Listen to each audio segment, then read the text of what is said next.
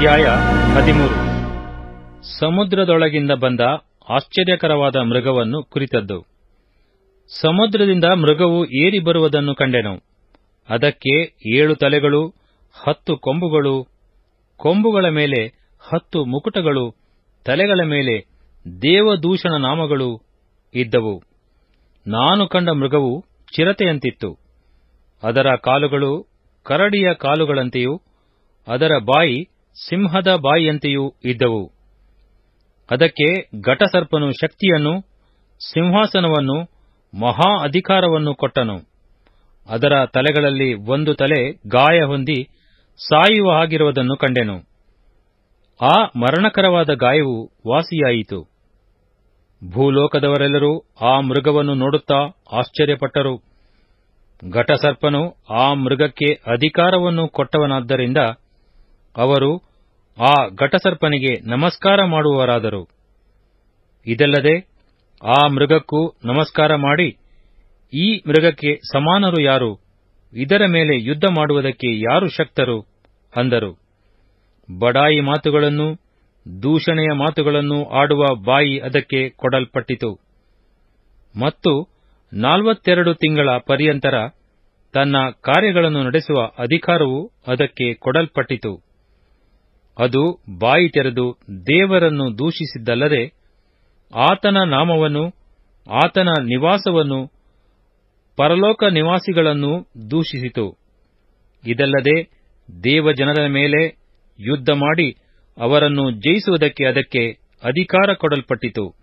ಮತ್ತು ಸಕಲ ಕುಲ, ಪ್ರಜೆ, ಭಾಷೆ, ಜನಾಂಗಗಳ ಮೇಲೆ ಅದಕ್ಕೆ ಅಧಿಕಾರವು ಕೊಡಲ್ಪಟ್ಟಿತು. ಜಗದುತ್ಪತ್ತಿಗೆ ಮೊದಲೇ ಕೊಯ್ಯಲ್ಪಟ್ಟ ಕುರಿಯಾದಾತನ ಬಳಿಯಲ್ಲಿರುವ ಜೀವಬಾಧ್ಯರ ಪಟ್ಟಿಯಲ್ಲಿ ಯಾರಾರ ಹೆಸರುಗಳು ಬರೆದಿರುವುದಿಲ್ಲವೋ ಆ ಭೂನಿವಾಸಿಗಳೆಲ್ಲರೂ ಅದಕ್ಕೆ ನಮಸ್ಕಾರ ಮಾಡುವರು. ಕಿವಿಯುಳ್ಳವನು ಕೇಳಲಿ. ಸೆರೆ ಹಿಡಿಯುವವನು ತಾನೇ ಸೆರೆಗೆ ಹೋಗುವನು. ಕತ್ತಿಯಿಂದ ಕೊಲ್ಲುವವನು ಕತ್ತಿಯಿಂದಲೇ ಸಾಯಬೇಕು. ಇದರಲ್ಲಿ ದೇವಜನರ ತಾಳ್ಮೆಯೂ ನಂಬಿಕೆಯೂ ತೋರಿಬರುತ್ತದೆ. ಭೂಮಿಯೊಳಗಿಂದ ಬಂದ ಸುಳ್ಳು ಪ್ರವಾದಿಯೆಂಬ ಮೃಗವನ್ನು ಕುರಿತದ್ದು. ಮತ್ತೊಂದು ಮೃಗವು ಭೂಮಿಯೊಳಗಿಂದ ಬರುವುದನ್ನು ಕಂಡೆನು. ಇದಕ್ಕೆ ಟಗರಿಗಿರುವಂತೆ 2 ಕೊಂಬುಗಳಿದ್ದವು. ಘಟಸರ್ಪದಂತೆ ಮಾತಾಡಿತು. ಈ ಮೃಗವು ಮೊದಲನೆಯ ಮೃಗದ ಅಧಿಕಾರವನ್ನೆಲ್ಲ ಅದರ ಸನ್ನಿಧಿಯಲ್ಲೇ ನಡೆಸುತ್ತದೆ. ಇದು ಮರಣಕರವಾದ ಗಾಯವಾಸಿಯಾದ ಮೊದಲನೆಯ ಮೃಗಕ್ಕೆ ಭೂಲೋಕವು, ಭೂನಿವಾಸಿಗಳು ನಮಸ್ಕರಿಸುವಂತೆ ಮಾಡುವಂತದಾಗಿದೆ. ಇದು ಮಹತ್ತಾದ ಸೂಚಕ ಕಾರ್ಯಗಳನ್ನು ನಡೆಸುತ್ತದೆ.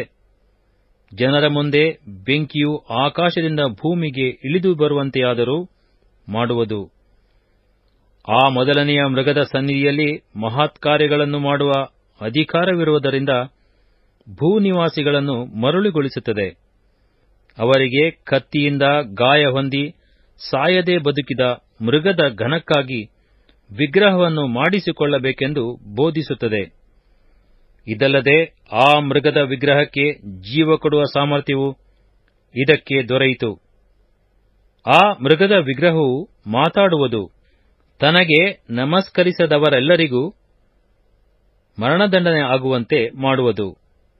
ಈ 2ನೆಯ ಮೃಗವು ದೊಡ್ಡವರು, ಚಿಕ್ಕವರು, ಐಶ್ವರ್ಯವಂತರು, ಬಡವರು, ಸ್ವತಂತ್ರರು, ದಾಸರು ಎಲ್ಲರೂ ತಮ್ಮ ತಮ್ಮ ಬಲಗೈಯ ಮೇಲಾಗಲಿ ಹಣೆಯ ಮೇಲಾಗಲಿ ಗುರುತು ಹೊಂದಬೇಕೆಂತಲೂ, ಆ ಗುರುತು ಯಾರಿಗಿಲ್ಲವೋ ಅವರು ಕ್ರಯ ವಿಕ್ರಯಗಳನ್ನು ನಡೆಸಕೂಡದೆಂತಲೂ ಆಜ್ಞೆ ಮಾಡುತ್ತದೆ. ಆ ಗುರುತು ಯಾವುದೆಂದರೆ ಮೊದಲನೆಯ ಮೃಗದ ಹೆಸರು ಅಥವಾ ಅದರ ಹೆಸರನ್ನು ಸೂಚಿಸುವ ಅಂಕೆ. ಇದರಲ್ಲಿ ಜ್ಞಾನವು ಅಡಕವಾಗಿದೆ. ಬುದ್ಧಿವಂತನು ಆ ಮೃಗದ ಅಂಕೆಯನ್ನು ಎಣಿಸಲಿ. ಅದು ಒಬ್ಬ ಮನುಷ್ಯನನ್ನು ಸೂಚಿಸುವ ಅಂಕೆಯಾಗಿದೆ. ಅದರ ಅಂಕೆಯು 666.